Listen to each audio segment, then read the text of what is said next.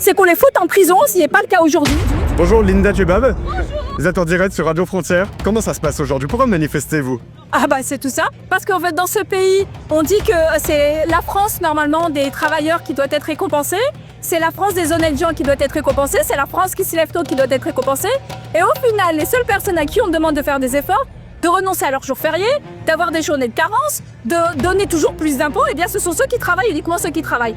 Alors, l'évasion fiscale, l'optimisation fiscale, ceux qui ne travaillent jamais et qui ne savent pas ce que c'est que de se lever pour aller travailler, eux sont épargnés. Par contre, nous qui travaillons tous les jours et donnons tout à ce pays, alors en plus en tant que fonctionnaire, on fait plus que donner à ce pays, on donne au peuple. 80 000 forces de l'ordre qui ont été mobilisées aujourd'hui, vous êtes éprouvés, les forces de l'ordre sont à bout aussi, c'est la situation du pays qui provoque ça. C'est ça, c'est-à-dire qu'en fait, vous avez très bien résumé les choses, on a 80 000 forces de l'ordre aujourd'hui qui sont mobilisées, et demain, quand il faudra faire des économies, on ne demandera pas à ceux qui ne se mobilisent jamais pour l'État de faire des efforts, non, on va demander encore et toujours aux forces de l'ordre notamment, ceux qui à cet instant-là permettent l'expression de la démocratie sociale, eh bien de faire des efforts supplémentaires, et notamment en tant que fonctionnaire, eh bien d'avoir encore toujours plus de travail pour toujours moins de rémunération. Alors là, profitez-en, vous êtes en direct, quel message vous souhaitez faire passer à Bruno Retailleau, le ministre de l'Intérieur?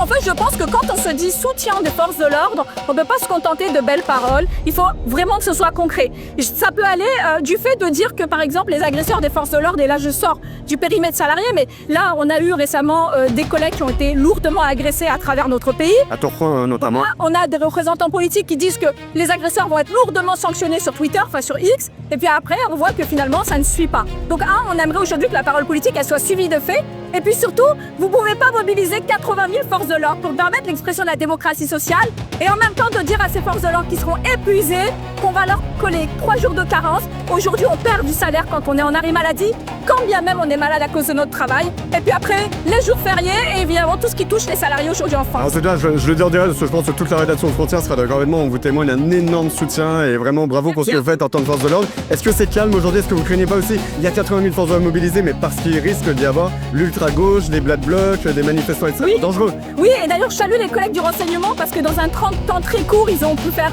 finalement une photographie extrêmement précise du danger qu'on court. Il y a évidemment les CRS, les gendarmes mobiles, les effectifs de la préfecture de police ici à Paris qui viennent protéger les cortèges. Mais vous savez que les Black Blocs sont en plus très malins, ils arrivent en plus à infiltrer les cortèges. Nous, ce qu'on espère, c'est qu'ils puissent plus le faire pour une seule et bonne raison, c'est qu'on les foute en prison, ce n'est pas le cas aujourd'hui, ce qui fait qu'à chaque manifestation, ils reviennent.